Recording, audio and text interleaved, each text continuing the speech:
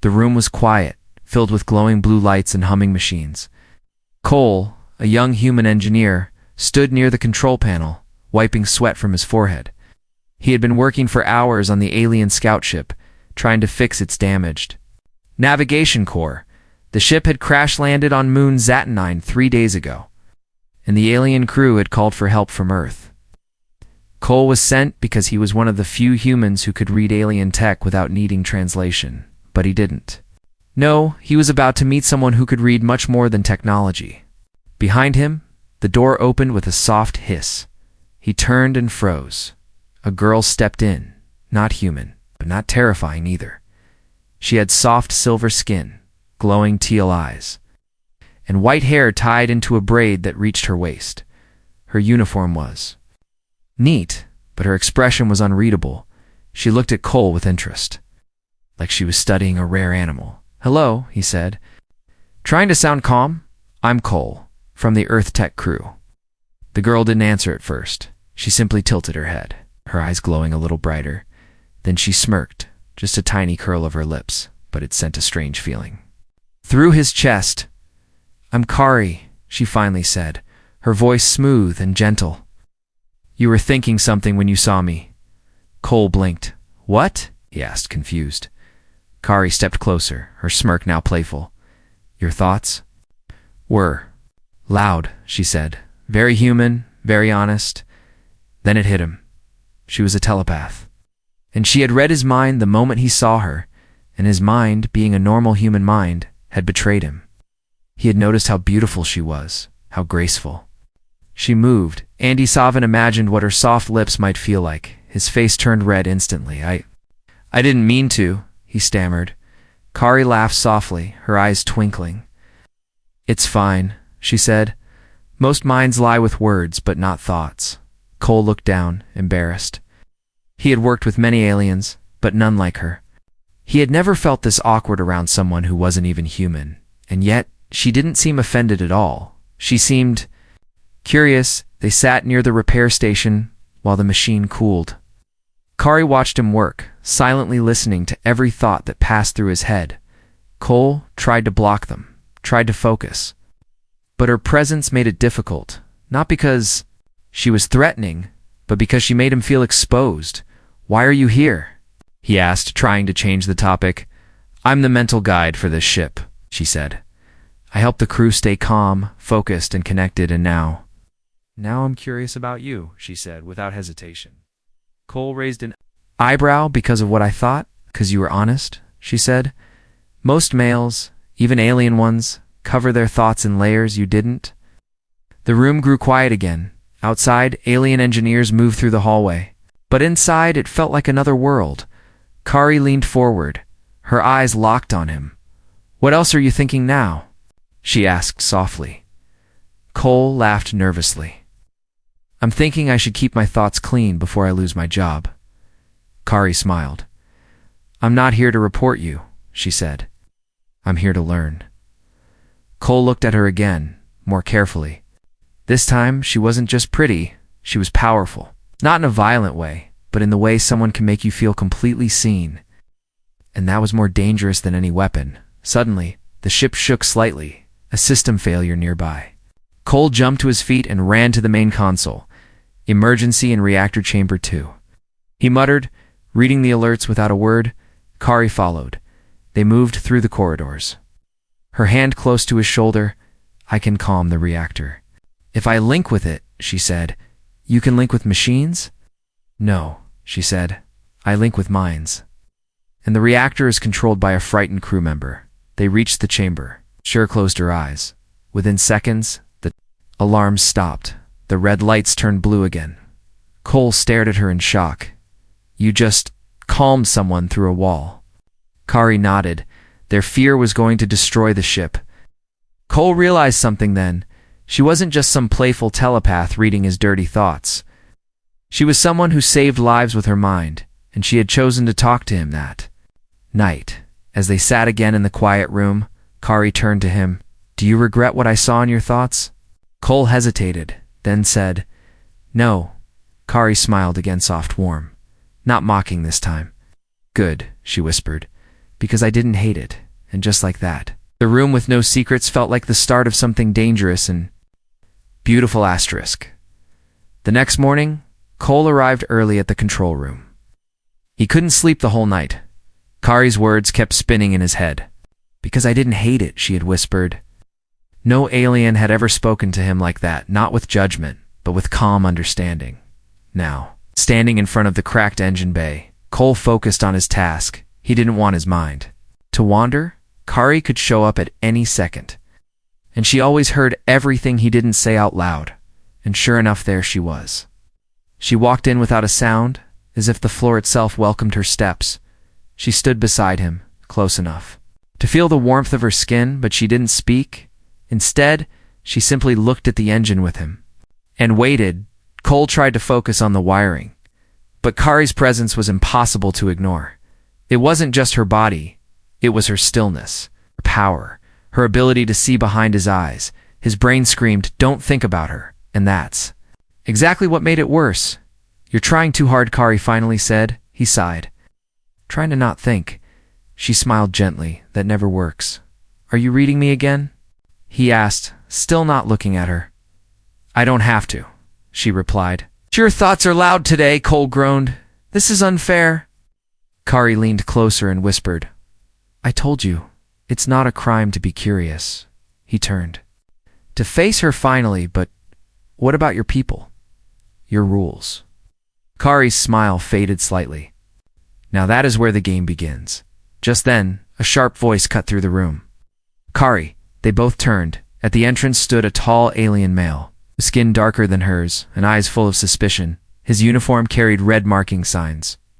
"Of command, brother," Kari said quietly. Cole straightened his posture, feeling the tension rising. "So this is the human," the man said, walking in slowly. Kari nodded. "This is Cole." Varnock looked Cole up and down, then said, "You've shared thoughts." Kari did not deny it. "Yes," she said calmly. Varnock's eyes narrowed. "That breaks the boundary." "What boundary?" Cole asked. Now growing frustrated, Varnock answered coldly. "She is a mindbinder, a royal class. She cannot lower herself to a single bond, especially not with an off-world species." Cole felt like someone had punched him in the chest. Kari stepped forward. "I haven't bonded Varnock," she said. "But I've seen his heart. That's even worse," Varnock snapped. "You have touched something dangerous." Kari looked back at Cole, then said, "If he must be tested, then let it be through the unspoken game." Varnock laughed darkly. "You think he can survive that?" "He's not even linked. He doesn't need to be," Kari said, her voice steady. Cole had no idea what was happening. "What's the unspoken game?" he asked. Kari turned to him and said, "It's a silent trial, a test of thoughts. Pain, truth, and memory. You don't speak, but you feel each other's deepest truths." Cole hesitated. "And if I fail," Varnock answered, "you'll break. Most minds do." Cole looked into Kari's eyes. She wasn't smiling this time, but she nodded slowly. "I'll guide you," she whispered. "And if I win?" Cole asked. Kari's lips curled again. "Then no one can question our link again." They moved to a circular room with floating stones and glowing symbols. This was not a place for machines, it was a place for minds. Cole sat across from in. Varnock, knees crossed, heart racing. Kari stood between them and placed her fingers on their foreheads. The world around them faded. Cole found himself in a place with no floor, no sky, only thoughts. And suddenly Varnock's presence was in his head like a storm. Images flashed, war screams, the death of comrades, the loss of control. Varnock was trying to crush Cole with memories of suffering, but Cole held on. He thought of his mother, sick in a hospital back home. He thought of the time he slept in streets, broke and cold. He thought of the burning shame, loneliness, and his dream to be respected. And strangely, that pain gave him strength. Varnock staggered. Kari gasped outside the link. Cole didn't attack, he just stood. He stood in his truth, and the storm broke when the link faded. Varnock was on his knees, breathing hard. Cole sat quietly, head bowed, sweat dripping from his face. Kari walked over and took his hand. You didn't fight with anger, she whispered. You just showed him who you are. Varnak stood up and looked at Cole, then gave a short nod. I see why she smiled when she read your mind, he said. You may not be one of us, but you are not weak, and just like that. Cole earned something rare in alien society, respect, but Kari smirked. As she looked at him again, said there was more than respect growing between them. Something. Unspoken, something real.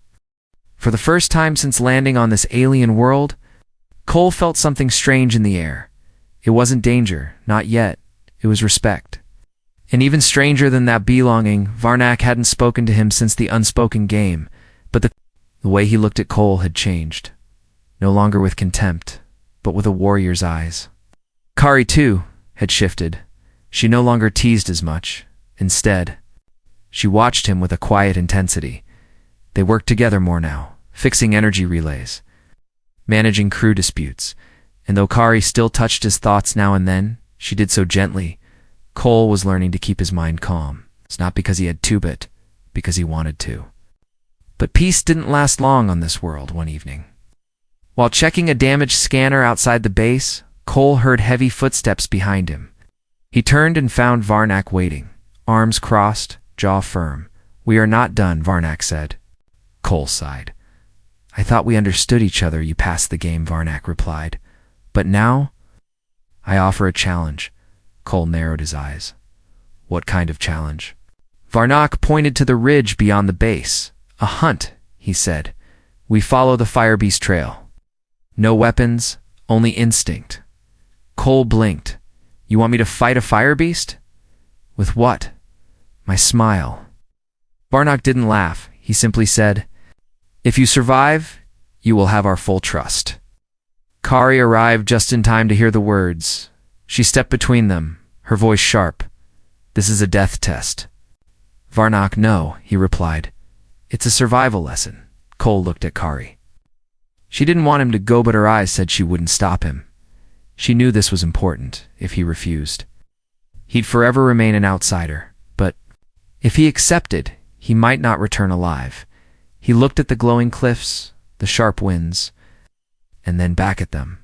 I'll go, he said. But you're coming with me. Varnak raised a brow, afraid to walk alone. No, Cole said.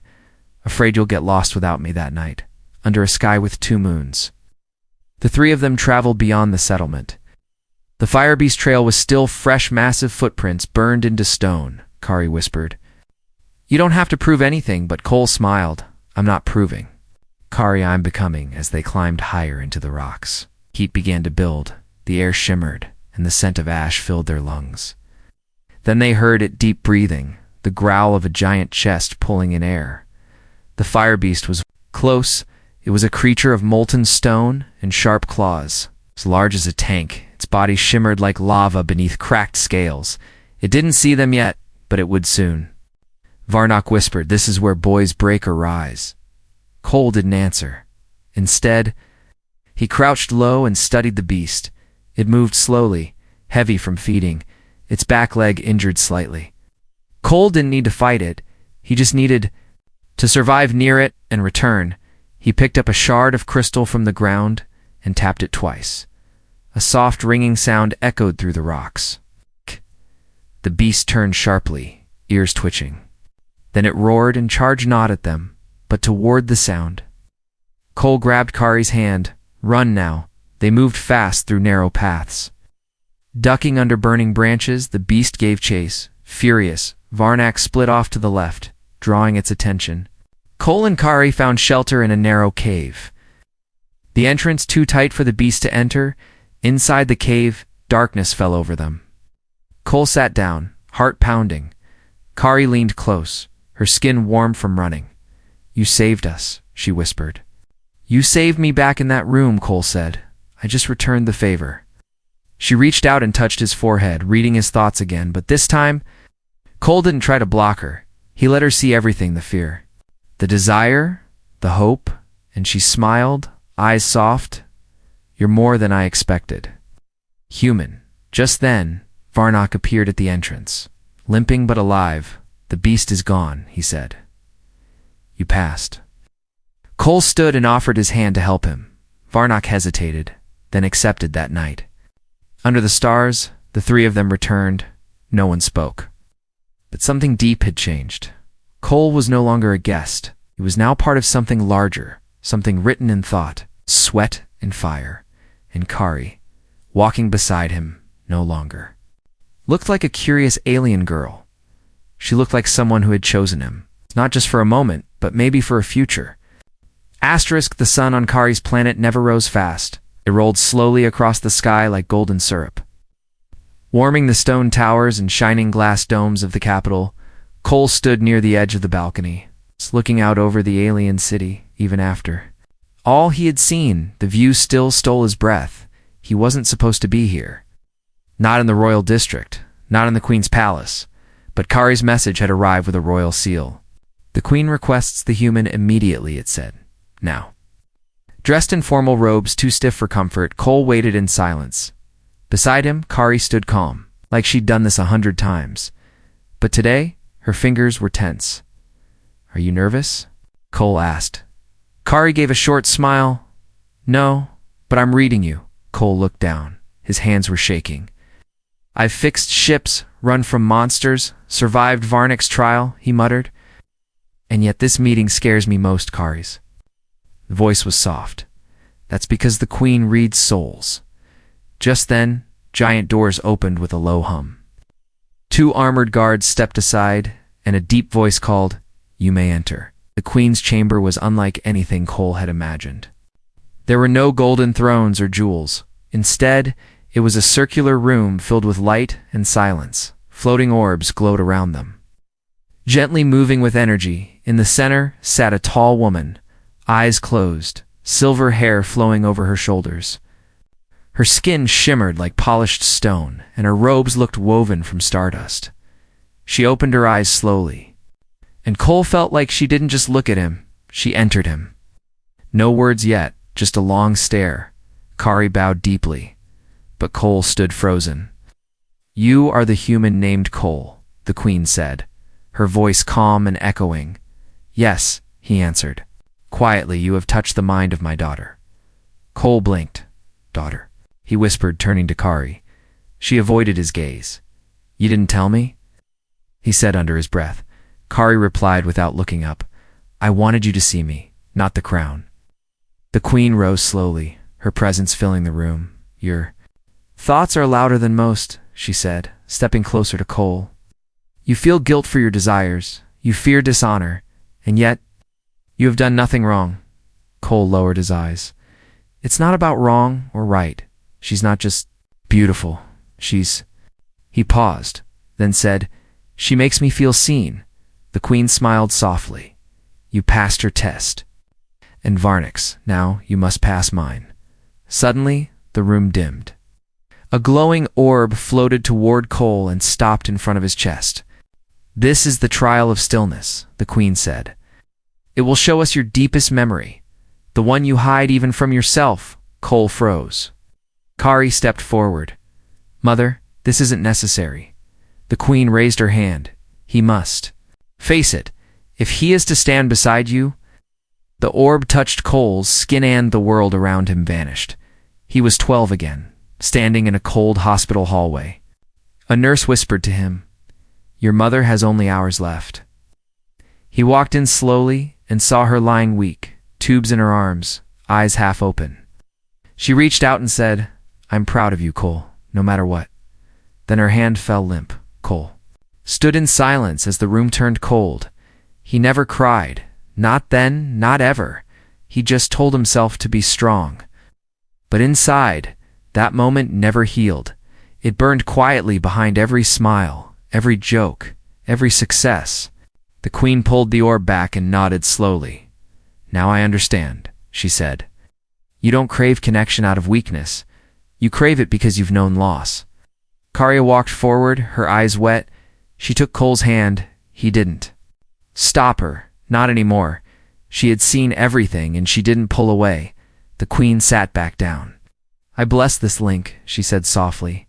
"Not because of desire, but because of truth." Cole let out a long breath he didn't know he'd been holding. Kari squeezed his hand gently. You okay?" She whispered. He nodded. Now yes. As they left the chamber, the city looked brighter. Cole no longer felt like a stranger. He had faced the past, stood before royalty. I walked out with Kari by his side, but high above them, behind another layer of crystal glass, a group of masked figures watched silently. One of them said, "The Queen approves, but the old laws never will." And so, while Cole had passed one test, a new threat was already rising in the shadows. The fog rolled in like a slow breath, thick and pale. It covered the stone roads and silent towers of the outer district. Cole had never seen the alien city this quiet before.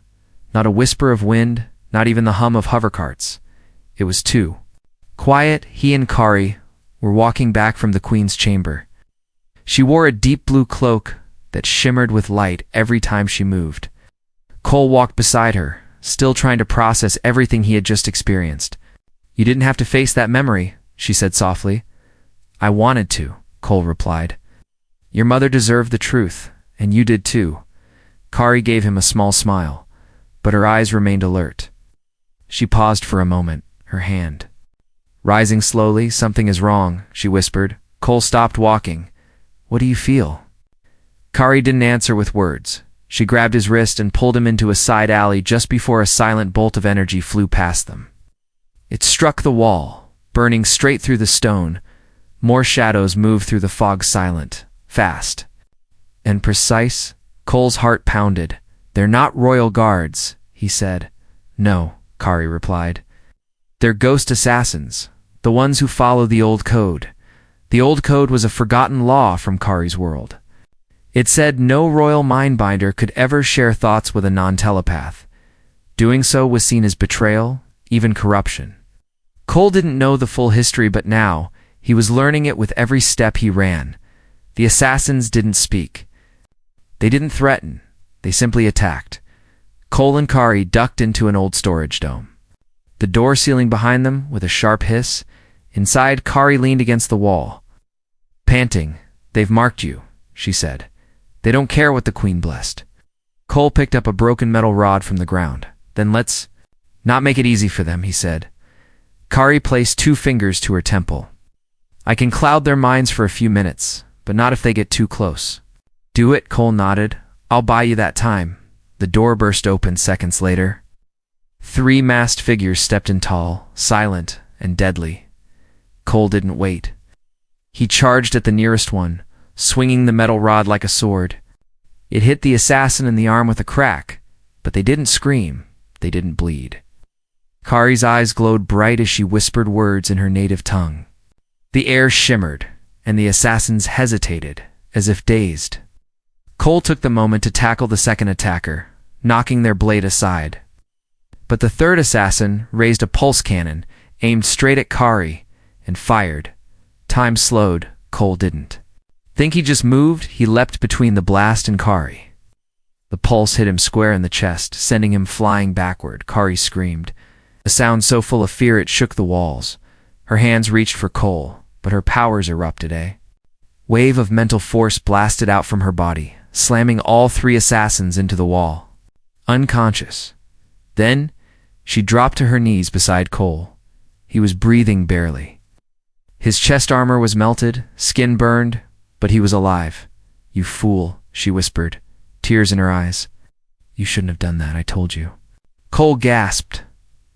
"I'm not here just to fix your engines." Kari touched his forehead gently. He felt a warmth rush through him. Not healing, but connection.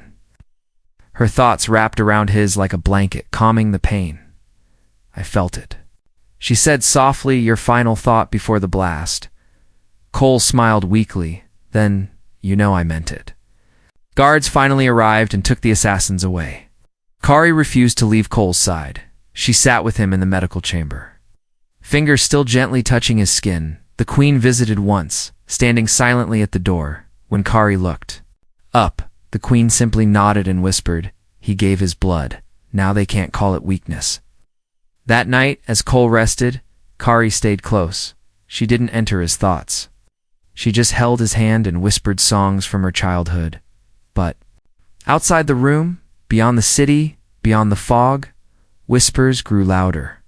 If she links fully with the human, the old priests muttered, she will awaken the forbidden bond, and that bond, if completed, would change not only Kari's life, but the future of her entire species.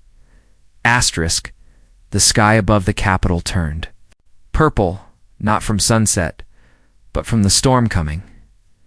It was not made of wind or water. It was a storm of minds. Inside the palace, Kari stood before the ancient council, her back straight, her voice calm, but her thoughts screamed. She had just declared her intent to bond with a human. Gasps echoed around the room. Not one of them had expected her to be so bold. Not even her mother, the queen, the human saved my life, Kari said. He fought with no powers, only heart. Heart doesn't make him one of us. One elder growled. Kari stepped forward. No, she said. But he understands us better than most of you ever tried. Outside the chamber, Cole waited. With Varnak, he had mostly recovered from the assassin's blast, but a deep ache still lingered in his chest. You know she risks everything for you, Varnak said quietly. I didn't ask her to, Cole replied. That's why it matters, Varnak muttered. Across the galaxy, the old Mind faction heard the news. An elite daughter Korea had chosen to link with a human. They had warned this would happen. They called it the crack in the crown. And now, they prepared their armies not of soldiers, but of thoughts. They were mindbinders trained in silence. They attacked without leaving a scar. And their target was not a city, it was Kari's link. That night, Kari and Cole stood on the tower balcony. Stars shimmered above them, but tension hung heavy. The attack won't come with ships, Kari said. They'll enter dreams, memories, fears. Then I guess I'll need you in my head again, Cole said, trying to smile. Kari touched his chest above the scar. We'll fight as one, she said. If they touch your mind, they'll have to touch mine too. They joined hands and closed their eyes. Their thoughts linked, slow at first, then faster. It wasn't just feelings, it was merging suddenly. Cole saw flashes, not just Kari's past, but her childhood, her fears, her loneliness, the pressure of royalty, the silence that followed her always. He saw how she had watched others fall in love, never herself, until now. And Kari felt his memories again stronger this time. The alley where he fought bullies. The empty nights after his mother died, the hunger, the shame, the endless need to matter. In that link they became something new, a single force ready to face whatever came next. At midnight, the storm struck, not with weapons but with a wave. Of dark mental energy, the old Mind faction had arrived. And they didn't knock, they entered. Cole collapsed to the floor. Gripping his head, Kari fell beside him, her eyes wide, glowing with effort. Inside their minds, the enemy attacked with illusions. Cole found himself trapped in his worst memory. His mother lying still, nurses pulling him away, but this time they whispered, "You let her die," he wanted to scream, but Kari appeared beside him. "No," she said, "that's not your truth." And the illusion cracked. Kari was pulled into her own nightmare, a throne room where her people shouted, "Traitor." Her mother turned her back, but Cole grabbed her hand in the dream and said, "I believe in you, even if no one else does." And the illusion shattered, together. They pushed back, their minds glowing with shared strength. The enemy faltered, confused. Why isn't the human breaking? One voice hissed, "He is not alone," another answered. The queen arrived with royal mindbinders, linking with her daughter's energy. Varnak joined too, adding his power, and suddenly, Kari and Cole weren't just two, they were a wave. They swept through the attackers like a fire through dry grass. Not burning with hate but with truth, the battle lasted an hour, though it felt like days when it ended. The storm vanished, the old Mind faction broke apart and fled. Cole opened his eyes first. Kari lay beside him, breathing softly. He touched her hand. "You okay?" She smiled weakly. "We won." The queen entered and looked at the two of them. "You did what none of us thought possible," she said. "You didn't just survive, you united." Varnak stepped forward. He placed a royal pendant in Cole's hand. "Wear this," he said, "not as a warrior, but as one of us. Kari stood slowly, holding Cole's hand as if it were the most natural thing in the galaxy. "This is not the end," she said. "It's just the beginning." And the wind around them whispered something older than any law. When minds meet with honesty, no wall can hold them. The sky was quiet again. No more glowing storms. No whispers of rebellion in the minds of the people. But something had changed. Not just in Kari's world, but in Cole's heart too. He stood near the edge of the same balcony where it all began. This time, he wasn't just an outsider. He was a name, whispered in songs, in stories. In lessons passed to young mindbinders, Kari stepped beside him, her silver cloak fluttering in the wind. "Tomorrow we leave," she said. Cole turned to her, confused. "We just saved your people. Why are we leaving?" Kari looked toward the stars, her eyes full of peace and fire at the same time. "Because the bond is complete," she said, "and that means the world will never see us the same again." The queen had given her blessing, the people had offered gifts, even the old priests had stayed silent. But Kari knew what the silence meant, as long as she stayed. They would always see Cole as the human who broke the sacred wall, and she didn't want their love to rot under suspicion. So they made a choice together. They would leave her world and start again, not in hiding, but in freedom. Before they left, Kari asked for one final visit. She returned with Cole to the very room where they first met, the small control room with glowing walls and the soft hum of machinery. She looked around and smiled. "You were fixing wires," she said, "and you were breaking my brain." Cole laughed. She stepped closer and touched his cheek. "I read your thoughts that day," she whispered, "but I didn't just see desire. I saw loneliness that matched my own." Cole gently placed his hand over hers. "I was afraid," he said. "I thought you'd reject me, or worse." "Laugh," Kari smiled. "I did smirk." "Yeah," Cole said, "but it wasn't cruel. It was curious." She nodded. "Because I saw something rare. A mind that wasn't trying to dominate mine, a heart that just wanted to be held." Later that night, the shuttle arrived. It wasn't fancy, just a basic interstellar cruiser. But to Cole, it looked like a ship built for second chances. Kari wore no crown, no armor, no royal badge, just a simple dress and a crystal tied around her neck one he had given her as they stepped onto the ship. A crowd watched silently. No cheers, no anger, just watching, and Cole realized something. They weren't just watching her leave. They were watching the future walk away from them. Hours later, as the stars passed the window, Kari sat curled beside him. Her head rested on his shoulder, her breathing slow and calm. Cole looked down at her and whispered, "What are you thinking now?" Kari didn't answer with words. She lifted her fingers to his forehead, one last link. In that moment, Cole didn't hear words. He felt them. Memories passed between them like light through glass. Their first meeting, the smirk, the unspoken game, the fire beast hunt, the queen's test, the mind war. But through it all, one feeling rose to the surface. Gratitude. Kari was grateful not just for the bond, but for being seen. For being chosen, not as royalty, not as a telepath, but as herself. Cole touched her hand. He didn't say "I love you." He thought it loud and clear, and she smiled, her eyes still closed. "I heard that," she whispered. The ship moved on through the stars. Two souls sitting in silence, no longer needing words, no longer needing approval, just being. And Kari, as sleep pulled her into dreams, had one final thought, a quiet, honest, powerful thought. "He didn't just fix my ship, he fixed my heart."